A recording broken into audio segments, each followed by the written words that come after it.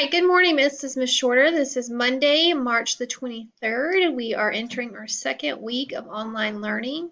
Hopefully you guys used Friday for a checkup day, or catch-up day rather, and got everything caught up that you didn't get done last week. I know It's Learning has been running a little bit slow this morning, but it seems like it's back up and going. So I want to go over the lesson for today.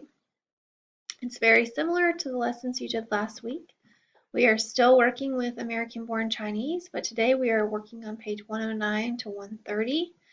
And if you notice, you've got the link to American Born Chinese, but you also have PDF of the pages. So that might make it a little bit easier if the link isn't working. So you can click on this PDF, and it may take a minute, but it should open with the pages.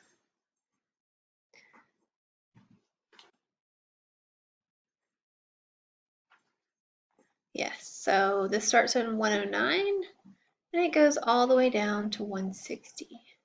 So you can see it a little bit easier since the link was giving some people trouble last week. So we'll go back after you read your pages. You are going to fill in one entry for pages 109 to 130 or 106 to 130. 109 to 130. Then your identity theme tracking chart. At this point, you should have an identity theme tracking chart in Google Doc form that you're typing in. If you don't know how to do that, please let me know so I can help you with that. So that's going to be the only way that you can turn this into us unless you're scanning in your handwritten copy. The third thing that you need to do today is the snapshot project directions and look over them.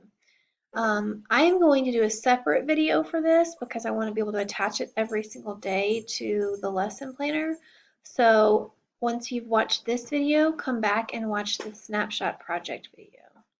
Again, let me know if you have questions. I'm here to help you, and I want to make sure that you guys are understanding and able to get into all of your assignments.